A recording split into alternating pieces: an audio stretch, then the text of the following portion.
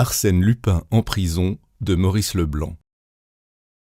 On eût dit que ce ton bienveillant désarmait la méfiance ou stimulait l'entendement de l'homme. Il essaya de répondre.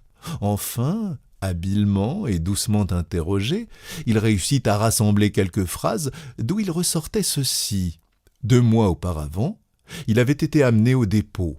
Il y avait passé une nuit et une matinée. Possesseur d'une somme de 75 centimes, il avait été relâché. Mais comme il traversait la cour, 2 gardes le prenaient par le bras et le conduisaient jusqu'à la voiture pénitentiaire. Depuis, il vivait dans la cellule 24, pas malheureux. On y mange bien, on y dort pas mal. Aussi, n'avait-il pas protesté? Tout cela paraissait vraisemblable.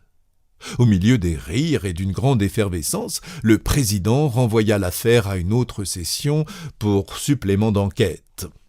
L'enquête, tout de suite, établit ce fait consigné sur le registre d'écrou.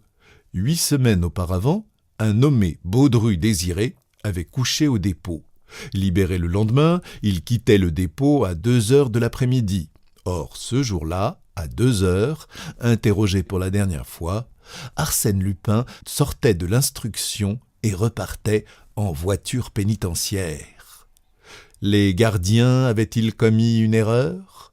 Trompés par la ressemblance, avaient-ils eux-mêmes, dans une minute d'inattention, substitué cet homme à leur prisonnier? Il eût fallu vraiment qu'ils y missent une complaisance que leurs états de service ne permettaient pas de supposer. La substitution était-elle combinée d'avance?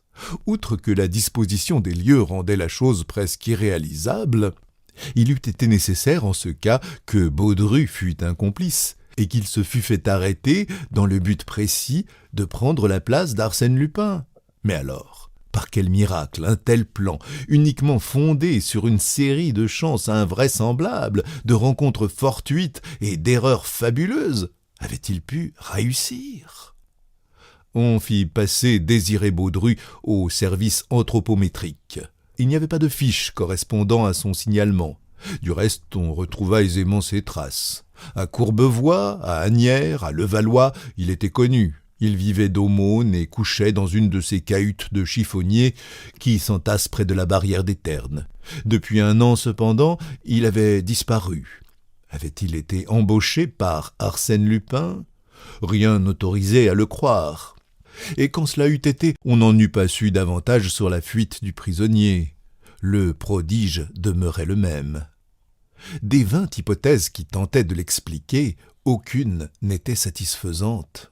L'évasion seule ne faisait pas de doute, et une évasion incompréhensible, impressionnante, où le public, de même que la justice, sentait l'effort d'une longue préparation, un ensemble d'actes merveilleusement enchevêtrés les uns dans les autres, et dont le dénouement justifiait l'orgueilleuse prédiction d'Arsène Lupin.